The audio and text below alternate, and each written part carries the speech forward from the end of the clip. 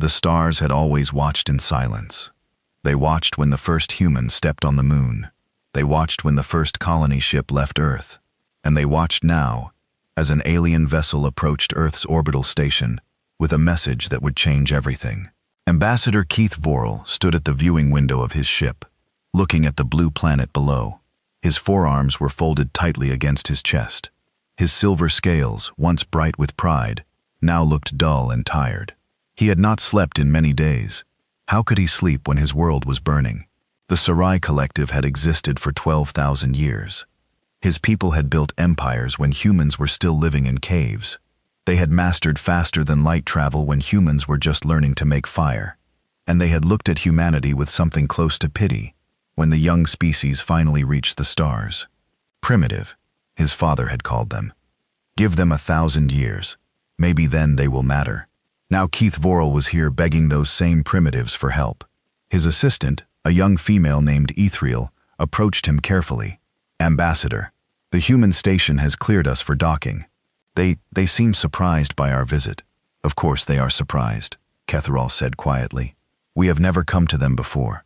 Not once in 500 years. We always made them come to us. Perhaps they will refuse to see us, Ethriel said. There was fear in her voice. After how we treated them, then we will die. Kev Vorel replied simply, along with everyone else. The docking process was smooth. Human technology was basic compared to Siri systems, but it worked well enough. When the airlock opened, Kev Vorel was greeted by a small group of human officials. They wore simple gray uniforms. Their faces showed confusion, curiosity, and something else. Was it suspicion? Ambassador Keth Varal, said the woman at the front. She was tall for a human, with dark hair turning gray at the edges. Her name tag read, Director Chen, this is unexpected. The Sei Collective has never sent a representative to Earth before. There has never been a reason before, Keith Vorel admitted. The words were hard to say. His pride fought against every syllable. Now there is. Director Chen studied him for a long moment. You look tired, Ambassador. When did you last rest? The simple question caught him off guard. He had expected coldness. He had expected revenge for centuries of dismissal. Instead, this human was asking about his health. I do not remember, he said honestly. Then let us find you a place to sit down, Director Chen said. You can tell us why you are here. They led him through the station. It was functional, but not impressive. The walls were plain metal. The lights were simple white panels. Everything was designed for purpose, not beauty. Keith Vorel had seen human stations before from the outside. He had never bothered to look inside. Why would he? What could primitives possibly have that would interest him? The meeting room was small. A round table sat in the center with chairs around it. Director Chen gestured for him to sit. Water was brought. Food was offered. He refused the food, but drank the water. His throat was very dry. Now, Director Chen said, sitting across from him, tell us. Kev Vorel took a deep breath. The Galactic Concord has fallen. Silence filled the room. The humans looked at each other with shock. Fallen, Director Chen repeated. The entire Concord, 47 species, thousands of worlds.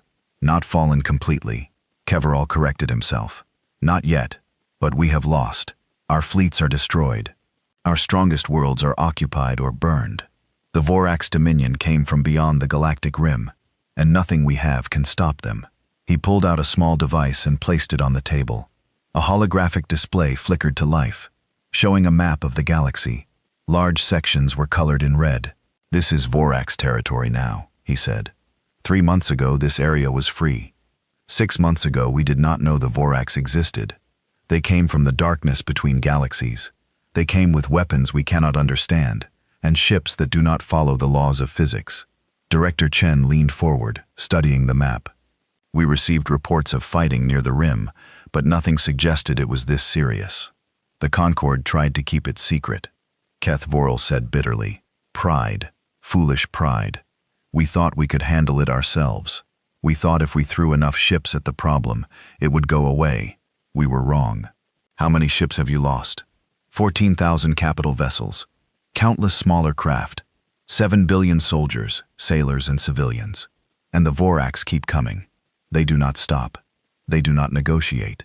They do not rest. Another human spoke up, a military officer with many medals on his chest. What do they want? Territory, resources, slaves. We do not know, Kethor admitted. They have not told us.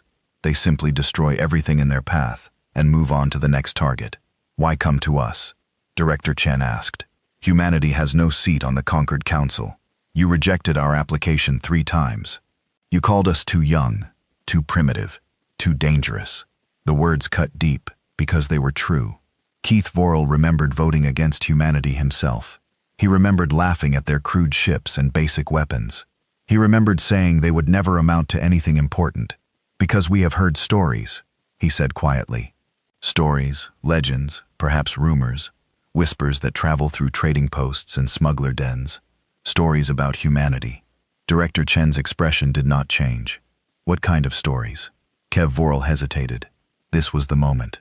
This was why he had come. If the stories were false, he had wasted precious time.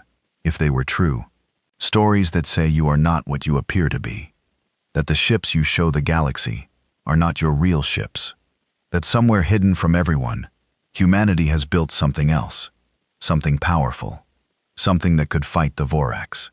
The room went very quiet. Director Chen smiled, but it was not a warm smile. Those are just stories, Ambassador. Surely you know better than to believe rumors. I know that my people are dying, Keith Vorel said, his voice cracked with emotion. I know that my homeworld burns. I know that my children are hiding in underground shelters, waiting for death to come. I know that the Concord has no ships left to send, no weapons left to fire, no hope left to give. And I know that I would believe any story, follow any legend, beg any enemy, if it meant saving my people. He stood up from his chair and did something no Sarathi had done before a human in 500 years. He bowed, not a small bow of polite greeting, but a deep bow of total submission. His forehead touched the table. I am begging, he said. The Sarai Collective is begging. The Galactic Concord is begging. If the stories are true, please help us. If they are false, then forgive an old fool his desperation, and let me die with some small dignity. For a long moment no one spoke. Then Director Chen stood up. Wait here, Ambassador. I need to make some calls. She left the room. The other humans stayed, but they did not speak. They simply watched him with unreadable expressions. Keith Vorel remained standing. He did not know what else to do. Hours passed. Water was brought again. Food was offered again. This time he accepted both. He had no appetite, but he needed strength for whatever came next. Yetl sat beside him, her young face full of worry. Ambassador, what if they say no? Then we tried, he said.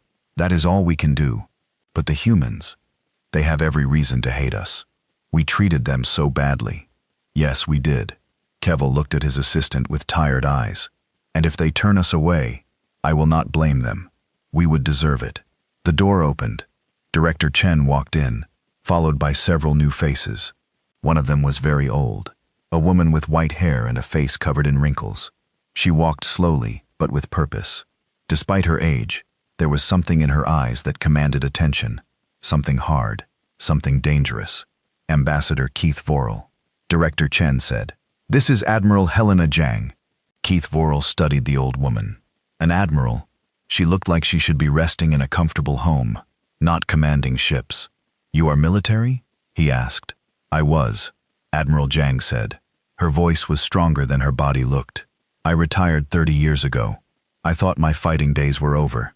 Why are you here now? Admiral Jang smiled. It was a strange smile filled with sadness and something else. Excitement. Anticipation. Because of a phone call I received 2 hours ago. A phone call I never expected to receive. A phone call that used a code phrase I have not heard since I was a young woman. I do not understand. No, you do not. Admiral Jang sat down across from him. But you will tell me, Ambassador, how much do you know about human history? Keith Vorel shook his head. Very little. Your species is young. Your history is short. Short, yes, but busy. Admiral Jang folded her hands on the table. In our short history, we have fought thousands of wars. We have killed billions of our own kind.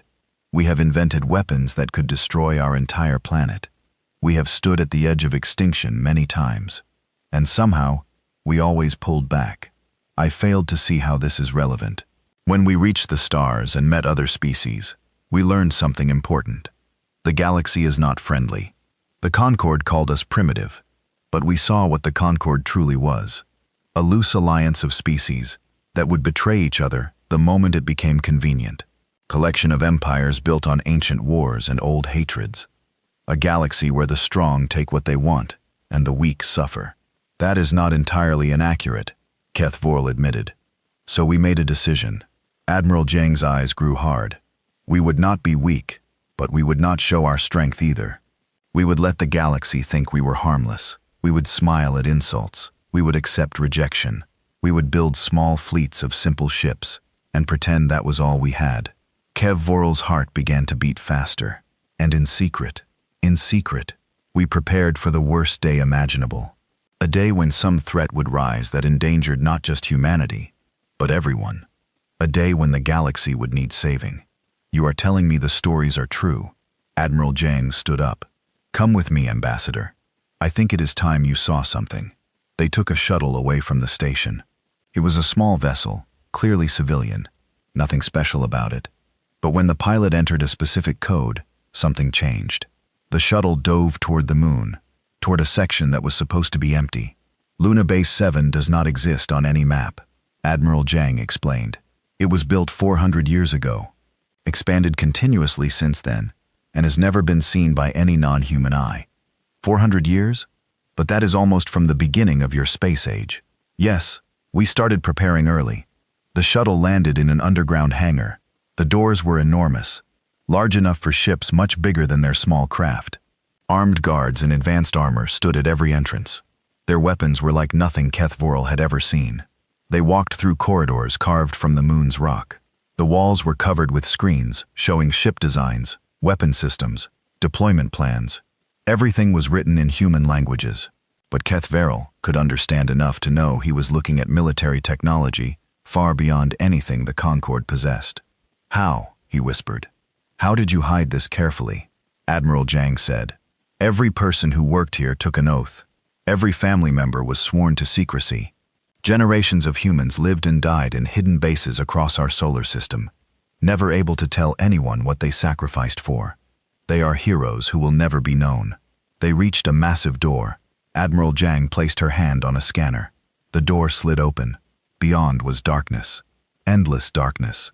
Then the lights came on. Kev Vorl dropped to his knees. Ships. Hundreds of ships. Thousands of ships. Ships that dwarfed anything the Concord had ever built. They stretched out in rows that seemed to go on forever, each one a mountain of metal and power, each one covered in weapons that made his blood run cold. The Armada of Last Resort, Admiral Jang said softly. 200 capital ships, 1,500 support vessels, weapons systems that the galaxy abandoned as impossible technology that we spent 4 centuries perfecting in secret. Names were written on the hulls. Human names, legendary names, Excalibur, Ragnarok, Thermopylae, Kusanagi, Mjolnir, Prometheus. Each name carried weight. Each name was a story of human strength and sacrifice. We never wanted to use them. Admiral Jang continued. We hoped this day would never come. We hoped the galaxy would find peace, that threats would be contained, that we could eventually share our technology openly and make everyone stronger together. But you kept them ready, Keth Vorl said. His voice shook. Always for 400 years. Ready for a day when someone would need saving. Tears ran down Keth Vorl's scaled face. He did not try to hide them. Why? Why would you do this for a galaxy that treated you so poorly? Admiral Jang knelt beside him. For a moment, she was not an admiral. She was not a symbol of hidden power. She was just an old woman with kind eyes. Because that is who we are, she said simply. We make terrible enemies, Ambassador, but we make better friends. The galaxy never let us be friends, so we waited and we prepared. And now when you need us most, we are ready. You will help us, truly. Admiral Zong stood and offered her hand. After a moment, Keth Vorl took it and let her pull him to his feet.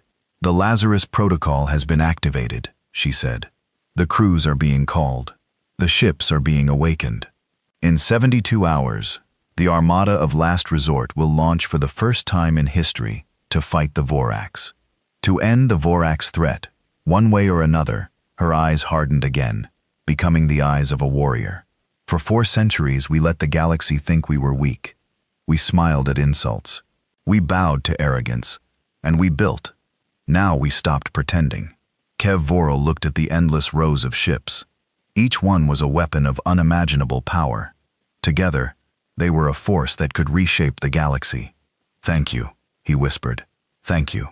"Do not thank us yet," Admiral Jang said. "The war has not been won. Your people are still dying. My people will soon be dying beside them. Save your thanks for after the victory." She turned and began walking toward the nearest ship.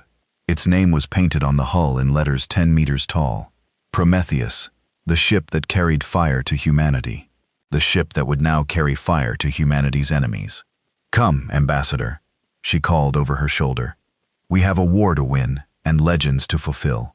Kev Forall followed, his heart's pounding with something he had almost forgotten. Hope. The stars still watched in silence. But soon, very soon, they would watch something new. They would watch humanity rise. They would watch legends come to life. And they would watch the galaxy learn what happened when you underestimated the children of Earth. The desperate plea had been answered. The awakening had begun.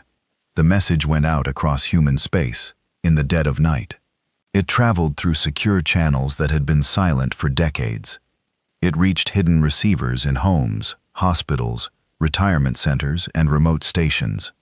And everywhere it arrived, it carried the same simple phrase: "The long winter is over. Spring has come." For most humans, these words meant nothing. But for certain people, for families that had kept secrets for generations, the words meant everything. The waiting was finally over. The sacrifice had purpose. The legends were needed. Captain Marcus Webb was teaching history at a university on Mars when the message reached him. He was 62 years old, gay-haired, and walked with a slight limp from an old injury. His students knew him as a kind man who loved ancient battles and told wonderful stories about human courage throughout the ages. They did not know that he had spent 30 years training for a war they never knew about. They did not know that his limp came from a training accident in a hidden facility on Europa. They did not know that the kind old professor was one of the deadliest ship commanders humanity had ever produced. When his personal device buzzed with the code phrase, Marcus stopped mid-sentence. His face went pale. Then slowly he smiled. "Class is dismissed," he said. Permanently, similar scenes played out across human civilization. Engineers who worked in boring office jobs suddenly resigned. Doctors, lawyers, and teachers disappeared without explanation. Entire families packed up and vanished within hours to the outside world. It looked strange but unimportant, just humans being humans. But deep beneath the surface of moons and planets, hidden bases came alive. Lights flickered on in hangars that had been dark for years. Computers woke up from long sleep modes. Medical bays prepared for crews that would soon arrive. And the ships. Oh, the ships.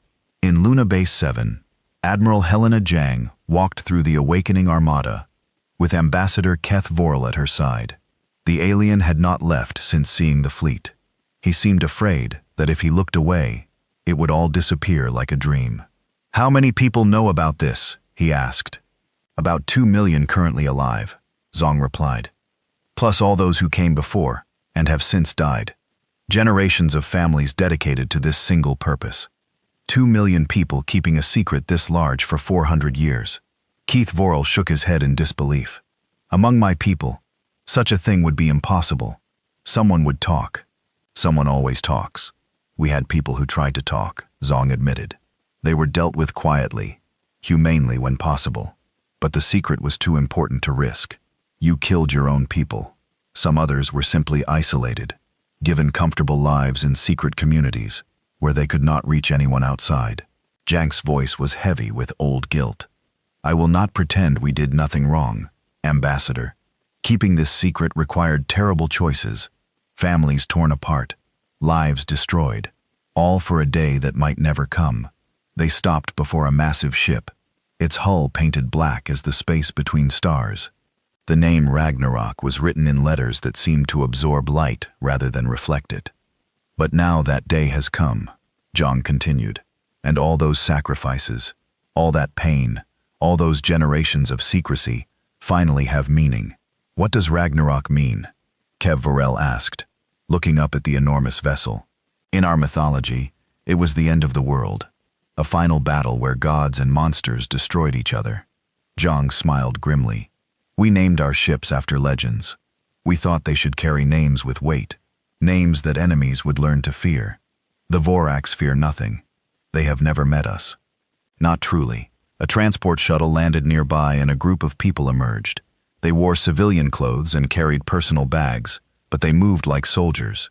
There was a sharpness in their eyes, a readiness in their posture that could not be hidden. Admiral Zhang, a man, stepped forward from the group. He was in his 50s with dark skin and a shaved head. Despite his age, his body was thick with muscle. Captain David Okonkwo, reporting as ordered. Captain Okonkwo, Zhang shook his hand warmly. It has been too long. How was retirement? Boring. Okono grinned. I have been running a restaurant in Logos. Good food, good customers, but nothing compared to this. He looked up at the ships surrounding them. I never thought I would see them awake. None of us did. But here we are. More shuttles arrived. More crews assembled. Men and women of all ages, all backgrounds, all nationalities. They came from every corner of human space, answering a call they had trained their whole lives to receive. Kavora watched them with growing amazement. These people had lived normal lives.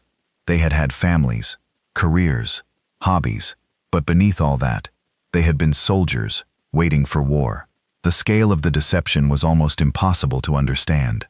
Your people, he said slowly, are terrifying. We prefer the term prepared, Zhang replied. The next 3 days were chaos, organized into purpose. Crews boarded their assigned ships. Systems that had been maintained in perfect condition were activated and tested. Weapons were loaded. Engines were brought online. Medical supplies were checked and rechecked. And across human space, the rest of humanity finally learned the truth. The announcement came from the United Earth Council, broadcast on every channel, transmitted to every colony, delivered to every human being alive. For 400 years, we have kept a secret from the galaxy, and a secret from most of our own people. Today, that secret ends. Today, we reveal the armada of last resort. Images followed, ships emerging from hidden bases, fleets assembling in open space for the first time ever. Technology that made even human scientists gasp with shock. The reaction was mixed. Some people were proud. Their species, long mocked by aliens, had been preparing something incredible all along. Others were angry. How dare the government keep such secrets? How many resources had been diverted from public needs to build these hidden weapons? But most people felt something simpler, relief, because they had all heard about the Voraks. They had all seen the reports of destroyed worlds and refugee fleets. And now, finally, there was hope. On the Concord stations scattered throughout the galaxy, the reaction was very different. Ambassador Keth Vorel's assistant Ythriel was on one such station when the announcement came. She had returned to give her report to the remaining Concord leaders. Now, she stood before a gathering of alien officials, all of them staring at the images playing on the central screen. This is impossible, said Ari Delegate, his insect-like eyes wide with shock. The humans have been inspected many times. They showed us all their military facilities. They showed us what they wanted us to see, Ythriel said quietly. They showed us the surface. The truth was hidden beneath. Those ships, whispered a Carey representative, her fur standing on end. They are larger than anything we have ever built. Their weapon signatures alone suggest destructive power beyond our worst nightmares. Yes, Ythriel agreed. And they have been preparing them for 400 years. While we mocked them, while we rejected them, while we called them primitive and young and unimportant, they could have conquered us at any time, the Thanari said. His voice trembled. They could have destroyed the entire Concord whenever they wanted, but they did not. Ythriel looked around the room at the frightened faces. They could have taken revenge for every insult, every rejection, every humiliation. Instead, they waited. They waited until we needed them. And now they are coming to save us. Silence filled the chamber. For the first time in known history, the mighty Galactic Concorde had nothing to say. Back at Luna Base 7, the Armada was nearly ready. Admiral Zhang stood on the bridge of the Prometheus, surrounded by the most advanced technology humanity had ever created.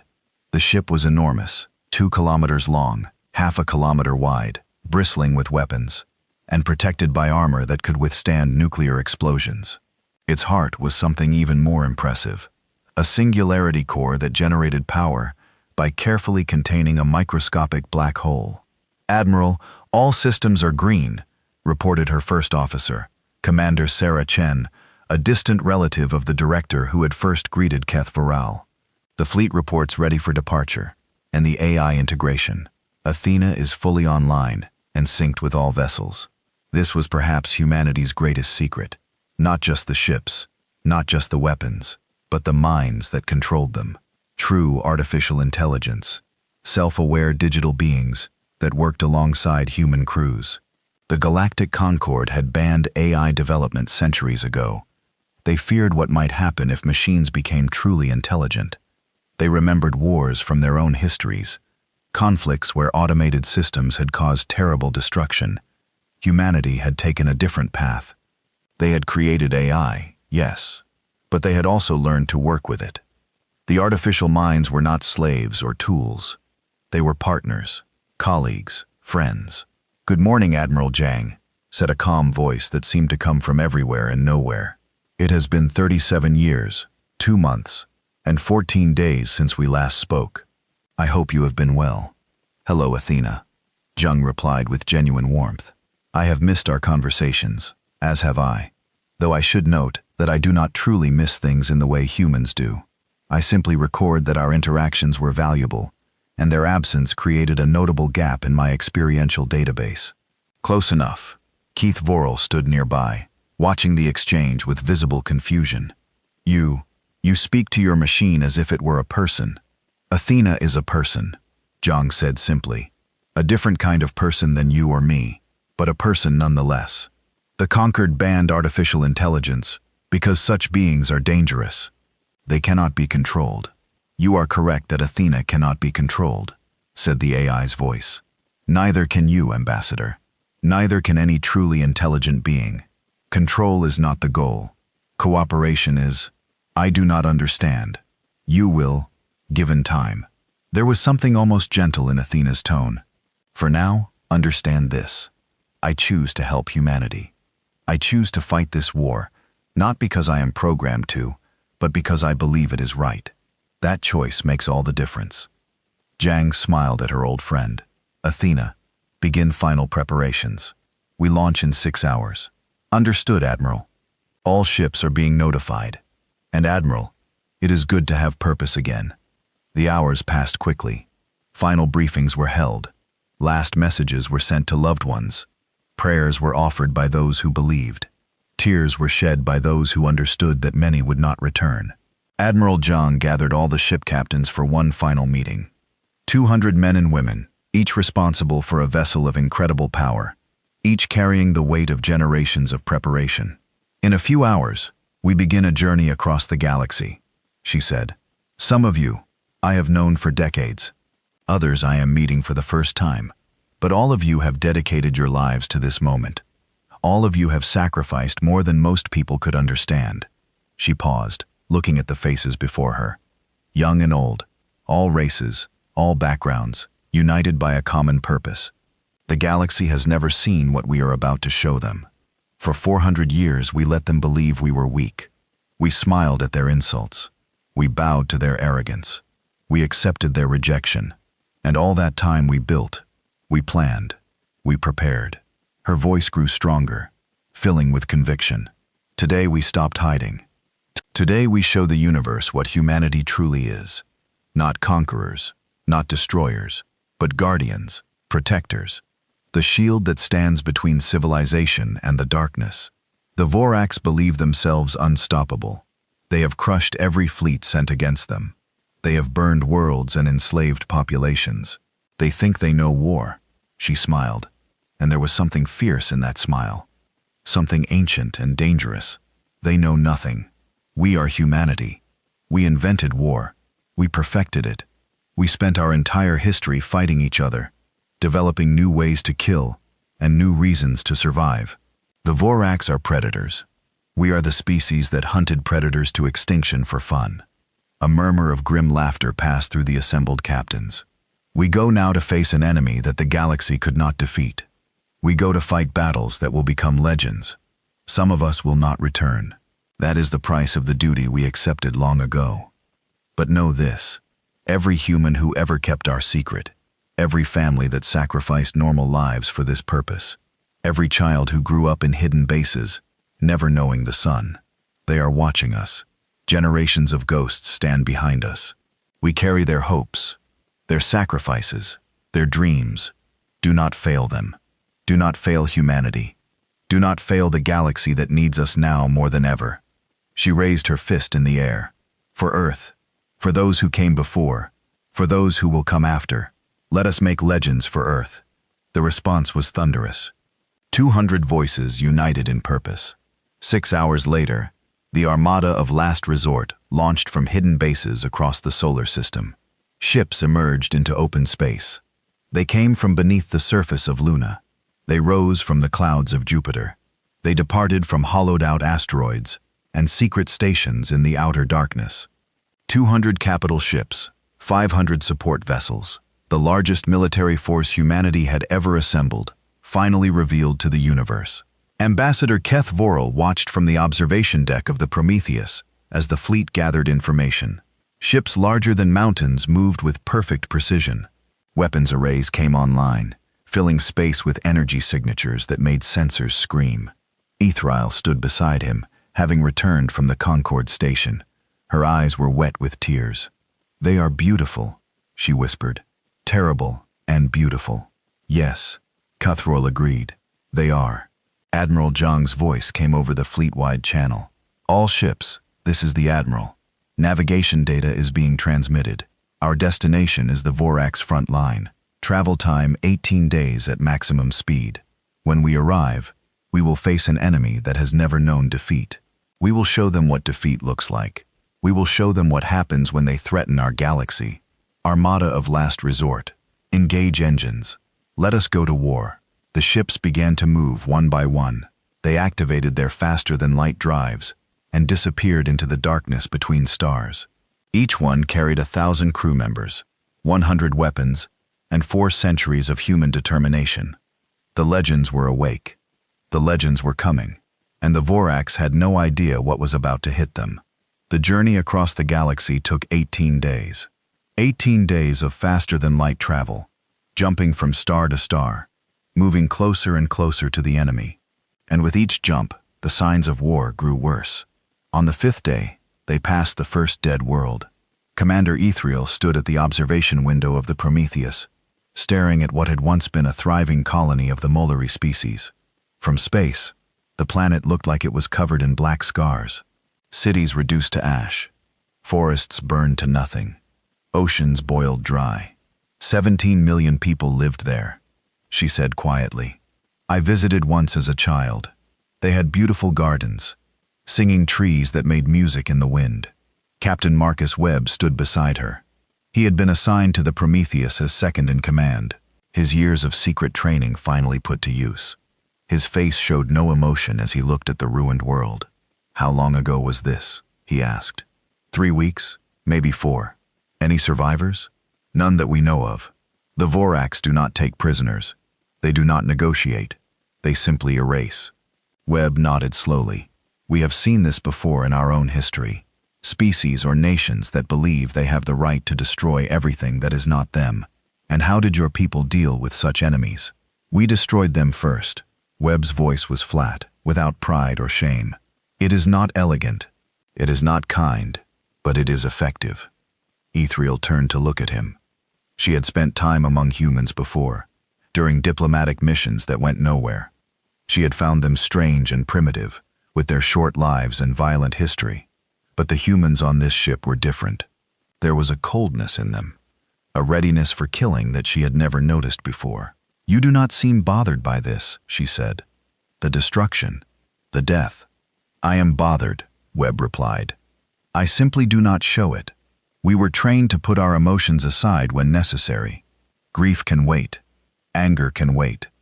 The mission cannot. Your training must be very thorough. You have no idea." On the 10th day, they encountered their first Vorax forces. It was a scout fleet, 30 ships patrolling the edge of conquered territory. They detected the human armada and immediately moved to intercept, confident in their superiority. Every enemy they had faced before had fallen easily. Why would these newcomers be any different? Admiral Jang watched the approaching ships from the bridge of the Prometheus. Tactical displays showed the Vorax formation, their weapon signatures, their speed and trajectory. "Athena analysis," she ordered. "The Vorax scouts are standard configuration. The AI reported phase shift drives, quantum disruption weapons, biological synthetic hybrid crews. Based on Concord combat data, they are equivalent to approximately 90 of our support vessels in combat effectiveness. We have 1,500 support vessels. Indeed. Additionally, their ships cannot match our capital vessels in any measurable category. Their largest scout is roughly 120th the mass of the Prometheus." Jang smiled slightly. "Let us introduce ourselves. Signal the Ragnarok. Tell Captain Okonkwo he has the honor of first contact." Across the void of space, the Ragnarok broke formation and accelerated toward the Vorax fleet. The massive black ship moved with surprising grace for something so large. Its weapons began to power up, filling space with energy that registered on sensors across the entire sector. The Vorax commander sent a transmission. "Unknown vessels. You have entered Vorax space. Surrender your ships and prepare for processing. Resistance is meaningless." Captain Okonkwo responded from his bridge, his voice calm and almost friendly. "Vorax commander, this is Captain David Okonkwo of the human armada ship Ragnarok. We are here representing the species of Earth. We have come a very long way to meet you. Your origin is irrelevant. All species serve the Dominion or die. That is where we disagree." Okono leaned forward in his chair. "You see, we do not serve anyone, and we definitely do not die easily. Allow me to demonstrate." The Ragnarok opened fire. What happened next would be studied by military historians for centuries. A single human capital ship facing 30 Vorax scouts. The battle lasted 11 minutes. Not a single Vorax vessel survived. Not a single human vessel was damaged. The Ragnarok's weapons were beyond anything the galaxy had seen. Gravity cannons that crushed ships into balls of twisted metal, quantum lances that ignored shields entirely and struck directly at reactor cores, missiles that tracked through phase shifts and exploded with the force of small stars. But it was not just the weapons. It was how they were used. Athena and her sister AIs coordinated every shot, every maneuver, every decision, with perfect precision. Human creativity, combined with artificial intelligence, created a fighting force that made the Vorax look like children throwing rocks. When it was over, Captain Okonkwo sent a message to the Admiral. "First contact successful. Enemy eliminated. No casualties. Requesting permission to continue advance." "Permission granted. Well done, David." "Thank you, Admiral. The Ragnarok is hungry for more." News of the battle spread through the fleet and beyond. The Concord remnants, who had joined the Armada with their battered ships, watched the recordings in stunned silence. They had lost thousands of vessels to the Vorax. The humans had just destroyed 30 of them without breaking a sweat, yet found herself watching the battle footage over and over, trying to understand what she was seeing. "How?" she asked Captain Webb. "How is this possible?" "The Vorax have defeated every force sent against them." "The Vorax have defeated every force that fought the way they expected," Webb corrected. "They studied Concord tactics. They developed counters to Concord weapons. They became experts at beating a specific type of enemy. And humanity is different. Humanity is always different. We do not fight the way others expect. We adapt. We innovate. We cheat." Webb's smile was thin. "While the Concord was building the same types of ships they had built for millennia, we were creating entirely new approaches to warfare. We had no traditions to hold us back, no ancient doctrines to follow. We just asked ourselves, what would be most effective? That is terrifying. Yes, we know. On the 14th day, they reached a system that had been invaded just days before. The planet below still had survivors. Millions of beings huddled in underground shelters while Vorax forces hunted them on the surface. Admiral Jang made a decision. We cannot leave them. Her staff officers looked uncertain. Admiral, our mission is to reach the Vorax stronghold. Every day we delay gives them more time to prepare. I am aware of the strategic calculations, but what is the point of saving the galaxy if we let innocents die along the way? Zong stood up from her command chair. We will liberate this world. It will take 2 days at most. The Vorax stronghold can wait. The battle for Colas of 4 was the first time humans fought on the ground against Vorax forces. Marine units deployed from the fleet, dropping from orbit in armored pods, landing in the middle of enemy formations. The Vorax were prepared for orbital bombardment. They were prepared for defensive positions and siege warfare. They were not prepared for human Marines. Sergeant First Class Ana Rodriguez led a squad of 20 Marines through the ruins of a Kolari city. They wore powered armor that made them stronger, faster, and tougher than any unenhanced being. Their weapons fired rounds that exploded on impact, turning enemy soldiers into mist. But it was more than equipment. It was attitude. The Vorax fought to conquer. The humans fought like they had nothing to lose. Contact left, one of her Marines shouted. A squad of Vorax soldiers appeared from a collapsed building, their phase weapons charging. Rodriguez did not hesitate. She charged directly at them, firing as she ran. 2 Vorax fell before they could shoot. A third managed to fire, but the shot passed through empty space as she dodged. She reached the enemy line and began fighting hand to hand, her armored fists crushing alien skulls. 20 seconds later, the Vorax squad was dead. Rodriguez had not even stopped for breath. Move up, she ordered her Marines. The civilians are counting on us. Across the planet, similar scenes played out.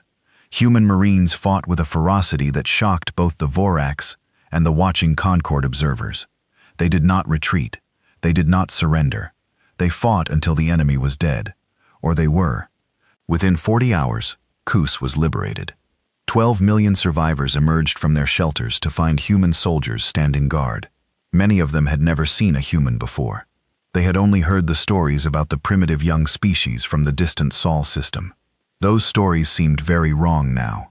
A Kolari elder approached Sergeant Rodriguez as she oversaw the distribution of medical supplies. His fur was matted with dust and blood, but his eyes were bright with emotion. "You came," he said. His voice trembled. The others said no one would come. They said the galaxy had abandoned us, but you came. Rodriguez removed her helmet. Her face was tired, covered in sweat and dirt, but she smiled gently. "We heard you needed help, but why? Your people owe us nothing. The Concord never even let you join. Because you needed help," Rodriguez repeated. "That is reason enough." The elder began to cry. He had seen his city destroyed, his family scattered, his people hunted like animals. And now this strange creature from a distant star was telling him that help had come simply because it was needed. "Thank you," he whispered. "Thank you, Savior." "Thanks," Rodriguez said. "The war is not over yet."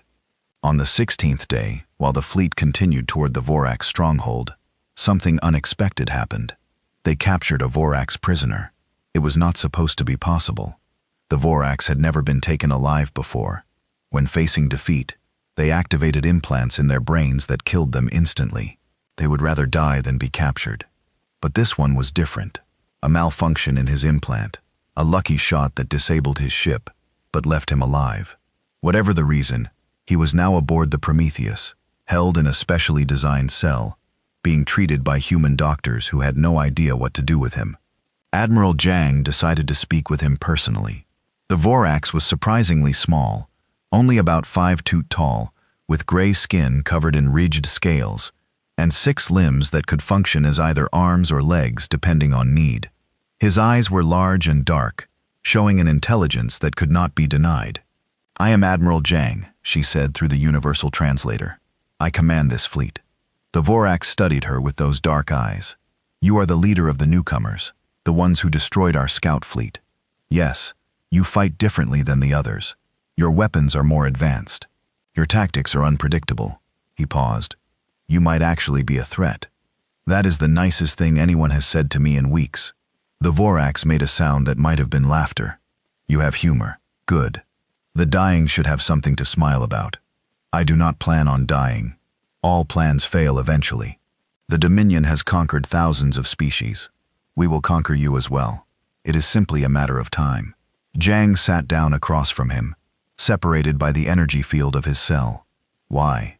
Why? Why do you conquer? Why do you destroy every species you defeat? Every world you burn? What is the point? What do you gain?" The Vorax was silent for a long moment. When he finally spoke, his voice was different, quieter, almost sad. "Survival. Survival. You destroy entire civilizations for survival. You do not understand. The Dominion does not come from this galaxy. We came from beyond, from the darkness between galaxies. We fled across 1,000,000 light-years of empty void because we had no choice." Jang leaned forward. "Fled from what?" Another long silence. The Vorax seemed to be wrestling with something, some deep conflict between duty and something else. "There are things in the darkness," he said finally. "Things older than stars. Things that exist in ways that matter cannot exist. They have many names in many languages. Some call them the Void Devourers. Others call them the Empty Ones. My people simply call them the End. And they are why you fled. They are why everything flees. They consume everything they touch, not just life, matter, energy, space itself. They are the reason the darkness between galaxies is so empty. They have been feeding for billions of years." Jang felt cold, despite the warmth of the room. "If they are so dangerous, why have we never heard of them?" "Because nothing survives long enough to send warnings. The Dominion only escaped because we were willing to sacrifice millions of our own people to buy time. We fled for 100,000 years and they followed, always following, never stopping. So you conquer and destroy because we need resources to keep running. We need ships, weapons, soldiers. Every species we absorb gives us more strength, more ability to stay ahead of the end." The Vorax met her eyes. "We are not evil, Admiral. We are desperate. You cannot imagine what it is like to spend 100,000 years running from something that never sleeps and never stops." Jang sat back, processing this information. It changed nothing about the immediate situation. The Vorax had killed billions. They were still the enemy, but it added a layer of complexity she had not expected. "Why tell me this?" she asked. "Because you might survive," the Vorax said. "Your weapons are powerful. Your tactics are clever. You might actually defeat the Dominion. And if you do, you need to know what is coming after us. You want us to be prepared for this end of yours. I want someone to survive. If it cannot be my people, perhaps it can be yours. Perhaps you are the ones who will finally find a way to stop them." He laughed again, bitter this time. "Or perhaps you will just be the last meal before the universe goes dark forever. Either way, I thought you should know." Jang stood up. "Thank you for the information. What will you do with me?" "I have not decided yet. For now, you will be kept safe and treated well. Even after everything my people have done, even then." Zhang walked toward the door. "We are not like you, Vorax. We do not destroy everything that threatens us, at least not when there are other options." She left the cell and returned to the bridge, her mind heavy with new thoughts. The war had just become more complicated. They were not just fighting an enemy. They were fighting a species that was itself fleeing from something far worse. But none of that changed what had to be done. The Vorax had to be stopped. Their campaign of destruction had to end. Whatever came after could be dealt with after. On the 18th day, the Armada reached its destination.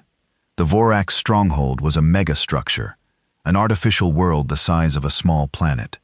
It had been built over millennia, piece by piece. As the Dominion traveled between galaxies, it was their home, their fortress, and the heart of everything they were. Millions of ships surrounded it. Billions of soldiers waited inside. Every weapon the Vorax possessed was trained on the approaching human fleet. Admiral Jang stood on the bridge of the Prometheus, looking at the enemy stronghold on the main display. Around her, 200 capital ships and 500 support vessels waited for her command. All ships, she said into the fleet-wide channel. The enemy is before us. They are many, and they are desperate.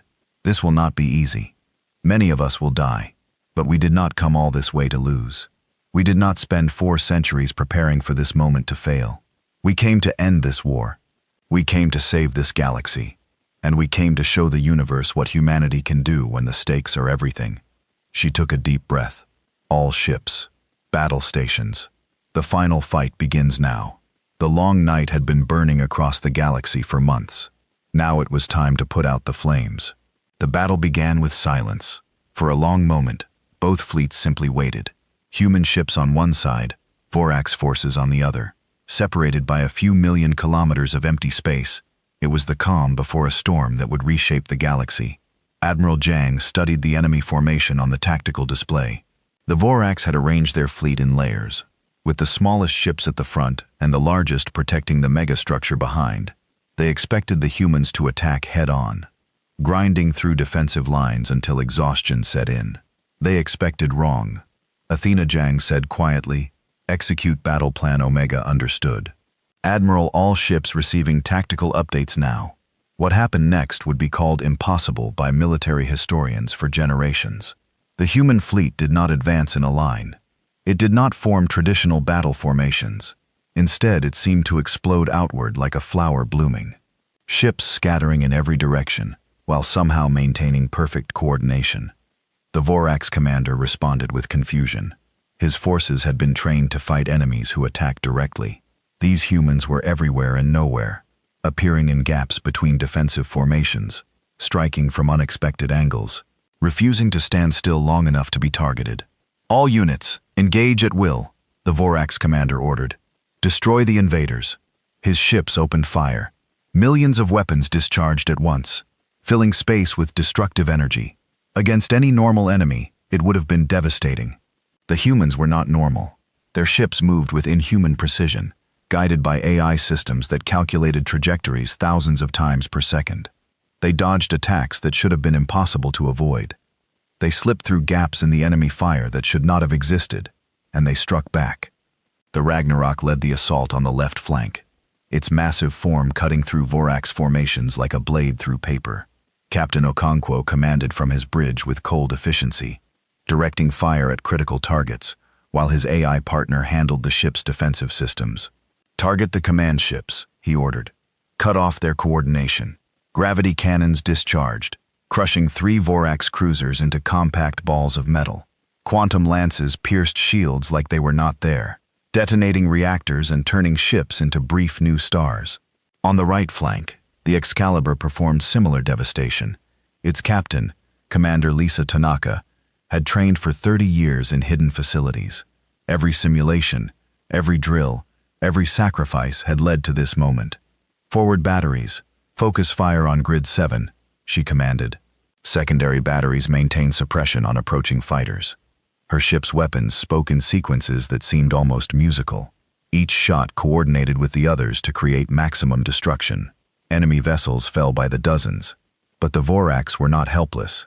They had conquered a galaxy's worth of civilizations. They had technology stolen and adapted from 1,000 different species. And they had one advantage the humans had never faced before: phase technology. "Admiral, enemy vessels are shifting," reported Commander Chen from her station. "They are phase jumping into our formation." Vorax ships flickered and vanished, reappearing directly among the human fleet. They materialized, guns blazing, hitting human ships from point-blank range before defensive systems could react. The cruiser Hells took a direct hit to its reactor section. It exploded in a flash of light, killing 800 crew members instantly. The destroyer Leonidas was cut in half by phase-shifted weapons, spilling bodies and debris into space. Zhang felt each death like a physical blow. These were her people, generations of families who had sacrificed everything for this moment. And now they were dying. But she could not let grief stop her. Not now. "Athena, analyze phase patterns. Find the prediction algorithm." "Already working on it, Admiral." The phase shifts follow a mathematical sequence based on quantum probability calculations. I am developing a counter model. 3 more human ships died in the time it took for the AI to speak. Each one represented decades of preparation, hundreds of lives, countless sacrifices. Model complete, Athena announced. Transmitting to all ships, predictive targeting engaged. The effect was immediate. Human gunners, now knowing where enemy ships would appear before they materialized, began shooting at empty space. When Vorax vessels phased in, they found weapons fire already waiting for them. The ambush became a slaughter. Impossible. The Vorax commander stared at his displays in disbelief. How are they predicting our phase coordinates? He did not have time to find an answer. The Prometheus itself was coming for him. Admiral Zhang had kept her flagship back during the initial engagement, coordinating the overall battle from a position of relative safety. But now, with the enemy formation breaking, she moved to the front. "Take us in," she ordered. "Target their command ship." The Prometheus accelerated, its massive engines pushing it forward with surprising speed. Vorax vessels tried to intercept, but support ships cleared a path. The flagship's weapons discharged, cutting through enemy resistance like a hot knife. The Vorax command ship was enormous, nearly as large as the Prometheus itself. It was the heart of the enemy fleet, coordinating millions of ships through advanced communication systems. If it fell, the Vorax would lose their ability to fight as a unified force. "Enemy command ship is charging main weapons," Chen reported. "Energy levels suggest Planet Killer class armaments. Let them fire," Zhang said calmly. "Athena, activate the shield matrix around the Prometheus." Reality seemed to bend. The shield matrix was humanity's most closely guarded secret, a defensive system that used gravity manipulation to create a bubble of distorted space. Weapons that entered the bubble were redirected, turned away from the ship they were meant to destroy. The Vorax command ship fired. A beam of energy, capable of cracking a planet in half, lanced across space toward the Prometheus. It hit the shield matrix and curved away, bending around the human flagship like water around a stone. The beam continued past, striking a nearby Vorax cruiser and destroying it instead. "Return fire," Zhang ordered. "Everything we have." The Prometheus unleashed its full arsenal. Gravity cannons, quantum lances, plasma torpedoes, kinetic accelerators. Every weapon system fired at once, creating a wave of destruction that nothing could survive. The Vorax command ship lasted 3 seconds. When it exploded, the effect rippled through the enemy fleet. Without central coordination, Vorax ships began acting independently, their attacks becoming disorganized and ineffective. The disciplined military force became a collection of individual vessels fighting for survival. But the battle was far from over. The megastructure still stood, protected by layers of defenses and millions of troops.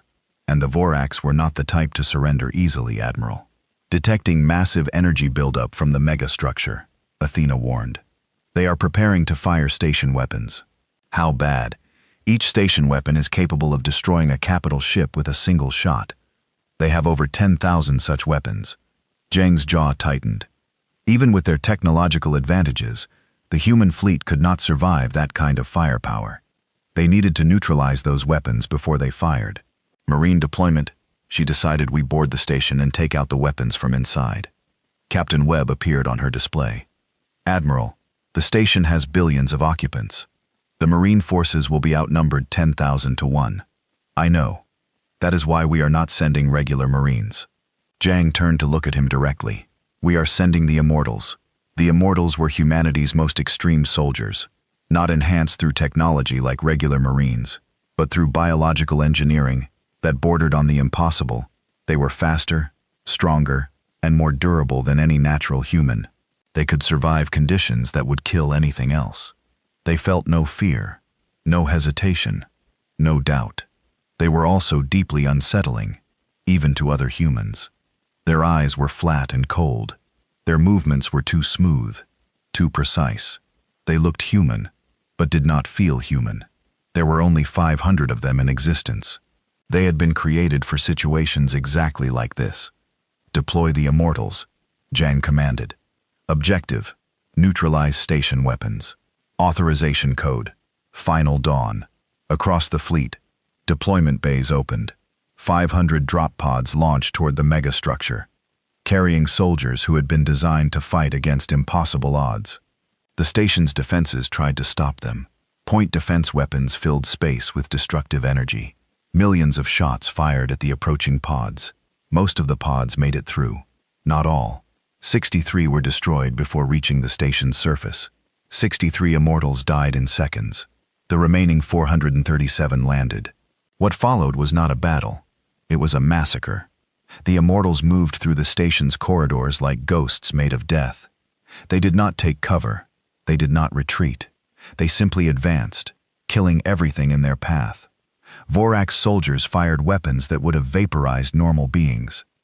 The immortals absorbed the damage, healed in seconds, and kept coming.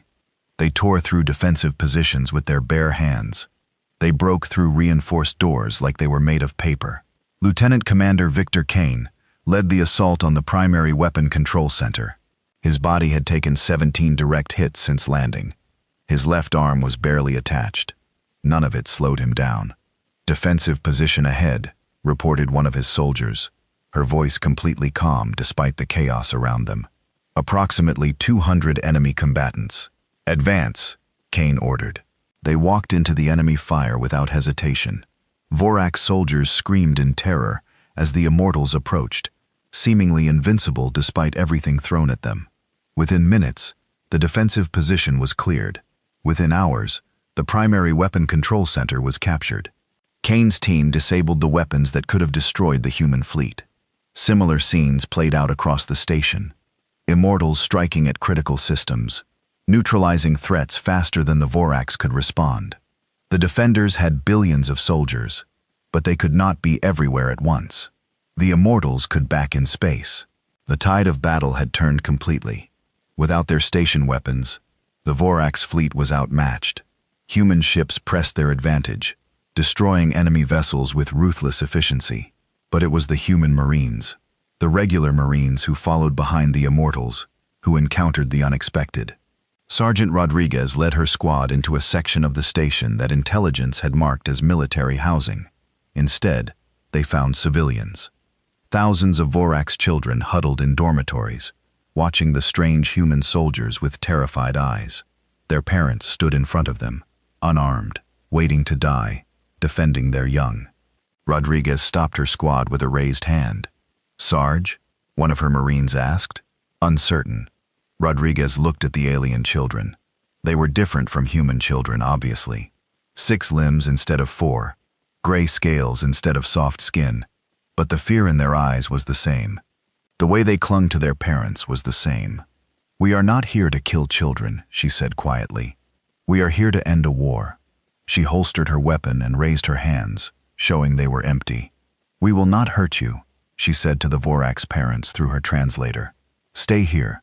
Stay quiet. The fighting will be over soon."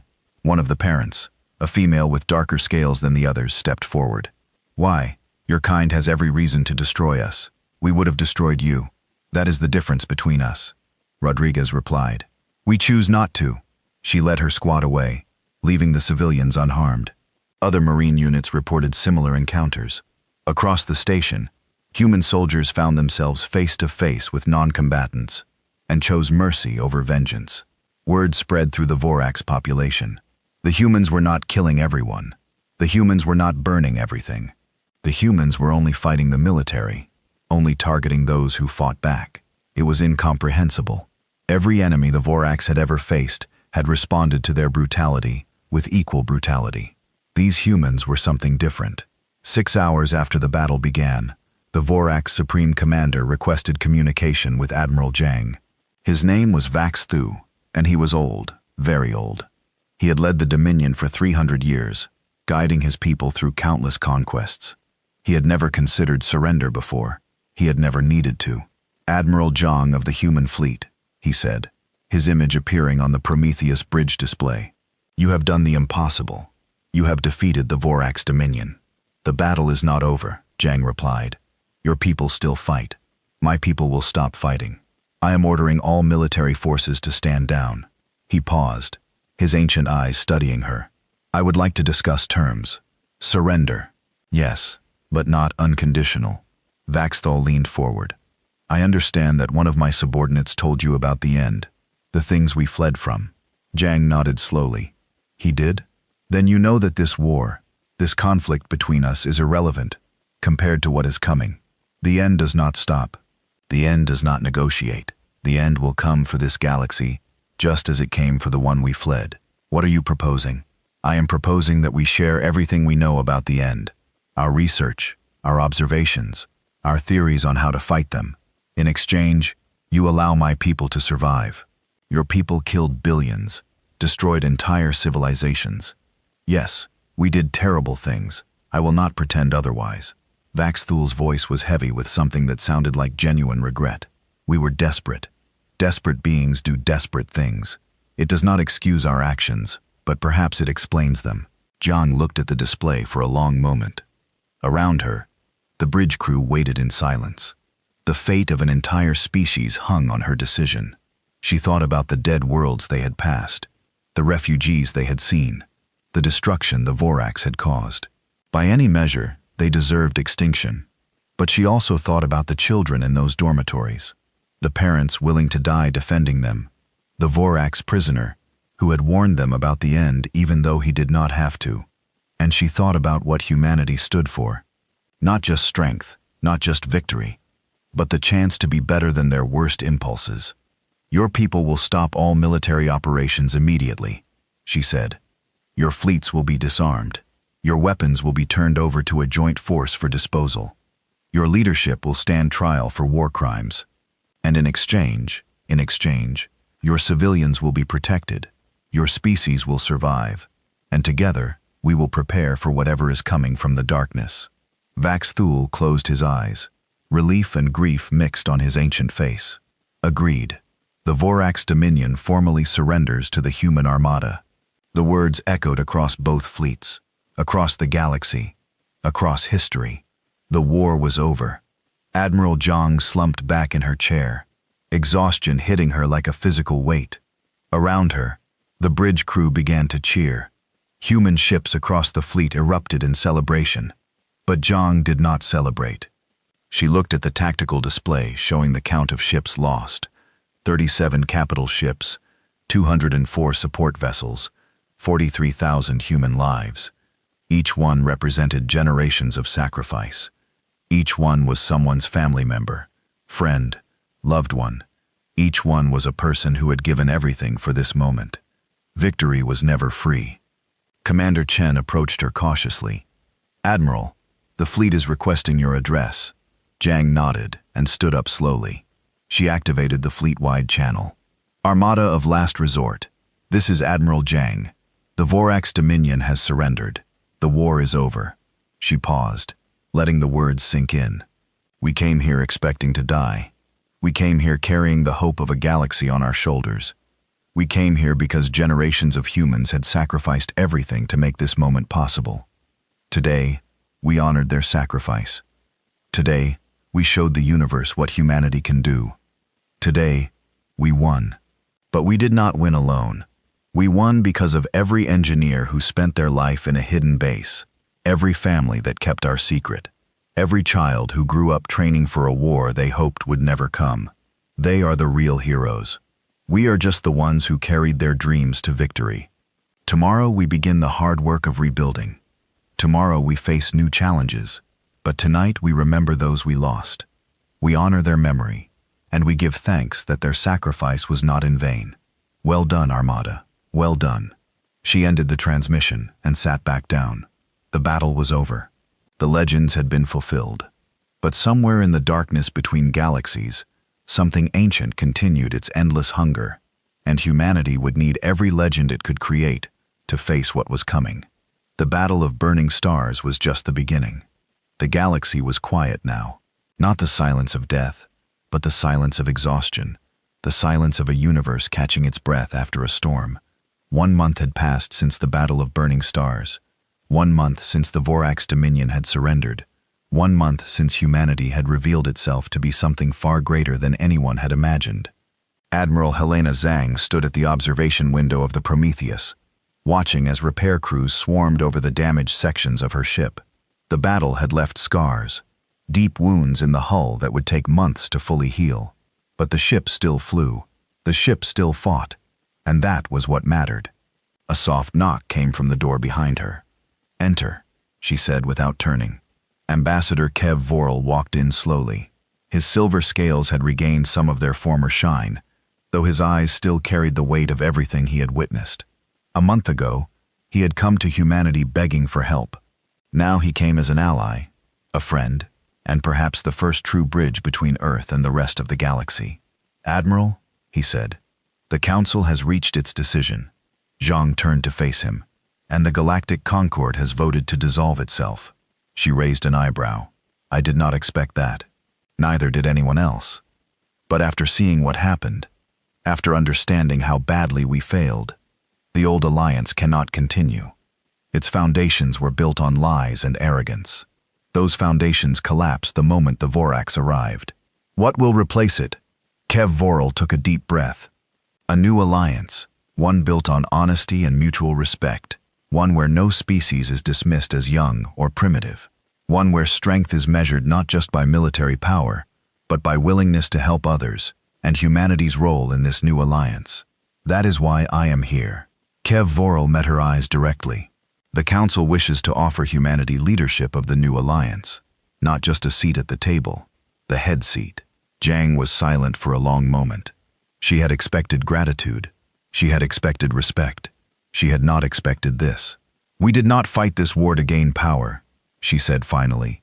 "We fought to save lives. I know that is exactly why the Council wants you to lead." Keith Vorel smiled slightly. "For thousands of years, the Concord was led by species that sought power for its own sake, that led to corruption, competition, and ultimately weakness. Perhaps it is time for a different approach. Perhaps it is time for leaders who do not want power, but accept it as a responsibility. You are asking a lot. We are asking for exactly what you already gave: your protection, your sacrifice, your willingness to fight for strangers who never showed you kindness." He paused. "The galaxy has watched what humanity did, not just the battles, but everything else. The mercy shown to Vorax civilians, the aid given to refugee populations, the choice to accept surrender instead of demanding extinction. These things matter as much as military victory." Zhang turned back to the window. Outside, human and alien ships worked side by side, repairing damage from the war. A month ago, most of those species had never seen a human up close. Now they were trusting humans to help them rebuild. "I will present the offer to the Earth Council," she said. "The decision is not mine alone to make, of course, but for what it is worth, I hope they accept." Kevrel moved to stand beside her at the window. "I have spent my entire life believing that the strong dominate the weak, that power is the only currency that matters. Your people have shown me a different way. I would like to see where that way leads." 2 weeks later, the Earth Council accepted the offer. Humanity became the official guardians of the new Galactic Alliance. The reaction across human space was mixed. Some celebrated, proud that their species had risen from obscurity to leadership in a single generation. Others worried about the burden being placed on them. They had spent 4 centuries preparing for one war. Now they were being asked to protect an entire galaxy indefinitely. But most people felt something simpler: pride. Not arrogant pride, but the quiet pride of knowing they had done something right. They had been given a chance to make a difference, and they had taken it. The months that followed were busy ones. Reconstruction efforts spread across former Vorax territory, rebuilding worlds that had been destroyed. Refugee populations were settled on new planets, given new homes and new hopes. Former enemy soldiers were processed, their leaders tried for war crimes, their followers given the chance to choose a different path, and through it all, humanity worked alongside aliens who had once looked down on them. Commander Yithriel had requested permanent transfer to a human vessel. Her request had been granted, and she now served as a liaison officer aboard the Prometheus. In many ways, she had become the symbol of the new alliance, an alien who had chosen to learn from humanity rather than dismiss them. She found Admiral Zhang in the memorial deck one evening, a quiet space filled with holographic flames that burned for every human who had died, keeping the great secret. Thousands of names were carved into the walls, representing generations of sacrifice. "May I join you?" Yithriel asked. Zhang nodded without speaking. The alien officer moved to stand beside her, looking at the names she could not read. Who were they? Everyone who made this possible. Engineers who spent their lives in hidden bases. Soldiers who trained for wars that might never come. Families who kept secrets from their closest friends. Zhang's voice was soft. Some of them died of old age, never knowing if their sacrifice would matter. Some were killed to protect the secret when they tried to talk. Some simply disappeared, choosing to be forgotten so that humanity would be ready. They gave up everything. Yes, and most of them will never be recognized by history. Their names will not be in textbooks. Monuments will not be built for them. They will just be names on this wall, known only to a few. Yet was quiet for a moment. On my world, we honor our ancestors with great ceremonies. Their deeds are sung in songs that last for generations. This is different. Humanity has always had two types of heroes, Zhang said. The ones who stand in the light and receive glory, and the ones who work in darkness and receive nothing. Both are necessary. Both deserve respect. Which type are you? Zhang laughed softly. I used to be darkness. 30 years of retirement, waiting for a call that might never come. Now I am in the light, whether I like it or not. Do you like it? I like that we won. I like that people are alive because of what we did. The rest, she shrugged. The rest is just noise. Yet considered this, I spent my entire career believing that humans were primitive and unimportant. I was trained to see you as lesser beings, useful only for simple tasks. Every interaction with your species confirmed what I had been taught. And now I wonder how much else I was wrong about. The alien officer turned to face Zhang directly. I have asked to remain on this ship because I want to learn not just about human technology or tactics, but about how you think, how you make decisions, how you became what you are. We are not so different from you. We just had a different history. No. Ithal shook her head firmly. You are different. Any other species in your position would have used their secret fleet to conquer, to punish those who had treated them poorly, to establish dominance through fear. Instead, you came to save us, not for reward, not for power, simply because we needed help. That is just basic decency. Is it? Because I have never seen another species demonstrated at this scale. I have seen charity between allies. I have seen mercy within families. But I have never seen a civilization sacrifice so much for strangers who had done nothing but insult them. Zhang turned back to the memorial wall. Perhaps that is the real secret we kept for 4 centuries.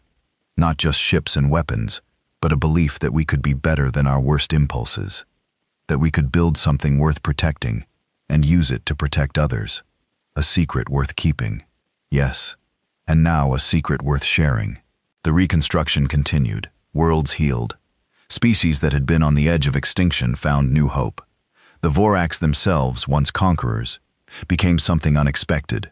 With their military dismantled and their leadership tried for crimes, the ordinary Vorax people began integrating into galactic society. It was not easy. Many species could not forgive what the Dominion had done. Families who had lost everything to Vorax weapons could not simply forget.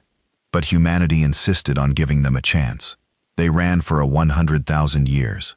Zong explained to the Alliance Council when challenged on this policy. They did terrible things because they believed they had no choice. Now, they have a choice. Let us see what they choose.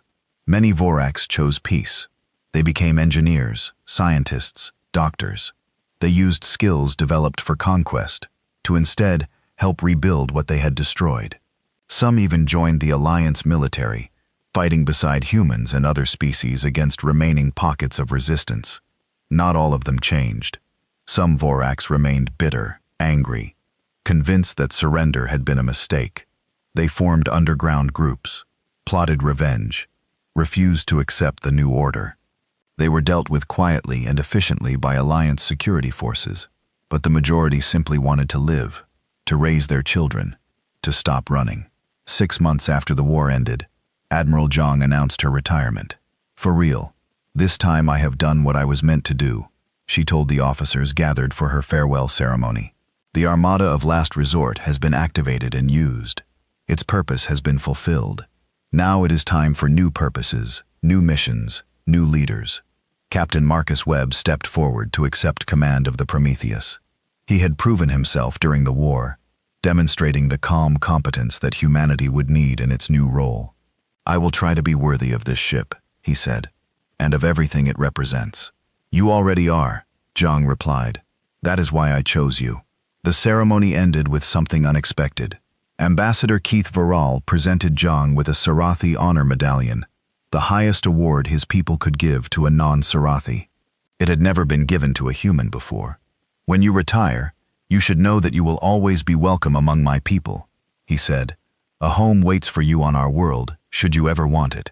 Zhang accepted the medallion with genuine emotion. Thank you, old friend, but I think I will stay on Earth for a while. I have not seen a real sunset in decades. She left the Prometheus the next morning, taking a small shuttle back to the planet where everything had begun. Earth looked different now, knowing what she knew. Having seen what she had seen, the blue and green sphere seemed both smaller and more precious than ever before. She landed at a small house in the mountains of what had once been called Tibet. It was simple, quiet, surrounded by peaks that touched the clouds. A good place to rest, a good place to wait, because Admiral Helena Zhang knew something that most people did not. The war with the Vorax was over, but another war was coming. A war against something far worse than any conquering fleet. The end. The Void Devourers. The Empty Ones. Whatever name was used, the threat was the same. Ancient beings from beyond the galaxy. Beings that consumed everything they touched were slowly making their way toward known space. The Vorax had fled from them for a 100,000 years. Now there was nowhere left to flee. But humanity was already preparing, deep beneath Luna's surface. In the same hangars where the Armada of Last Resort had once slept, construction had begun on something new. Ships larger than anything built before, weapons that made the old fleet look like toys. Technology developed from Vorax research improved with human innovation. The new project had a new name. Not the Armada of Last Resort, but something different. Something that acknowledged the threat they faced. Project Final Dawn. Zhang did not expect to see its completion. She was old, and the project would take decades, but she had contributed what she could. Designs, strategies, lessons learned from a lifetime of preparing for the worst. Now it was time for others to carry the burden. She sat on her porch as the sun set over the mountains, painting the sky in colors that no alien world could match. Earth home, the place where everything had started, and the place where humanity had decided to become something greater. A message arrived on her personal device. From Captain Webb, Admiral, the first diplomatic mission to the Outer Territories has launched. Former Vorax and Concord ships working together, carrying aid to worlds we have never visited. Thought you would want to know. She smiled and sent a brief reply. Make sure they represent us well. We always do. The sun sank below the horizon. Stars began to appear, thousands of tiny points of light that humans had once thought were unreachable. They knew better now. Somewhere out there, the galaxy was rebuilding. Somewhere out there, ships with human crews were helping strangers they had never met. Somewhere out there, the legacy of 4 centuries of sacrifice was being put to good use. And somewhere out there, in the darkness between galaxies, something ancient continued its endless journey. Patient, hungry, coming. But it would not find an unprepared galaxy. It would not find weak species waiting to be devoured. It would find humanity. It would find a civilization that had spent its entire history preparing for the worst and hoping for the best. The Vorax had asked for help, and humanity had answered. If the end came looking for conquest, humanity would answer again. Admiral Helena Zhang closed her eyes and listened to the wind moving through the mountains. Peace for now, war eventually, but that was the human way. That had always been the human way. Ready for anything, afraid of nothing. Written in legends and burning in stars, the story of humanity was far from over. In many ways, it was just beginning. 1 year after the war ended, a small ceremony was held at Luna Base 7. The original Armada of Last Resort was officially decommissioned. Its ships would be maintained, preserved as monuments to the generations who had built them. New ships would take their place. A new generation would take up the responsibility. At the ceremony, a young officer asked one of the old veterans what it had been like keeping the secret. Waiting all those years, never knowing if it would matter.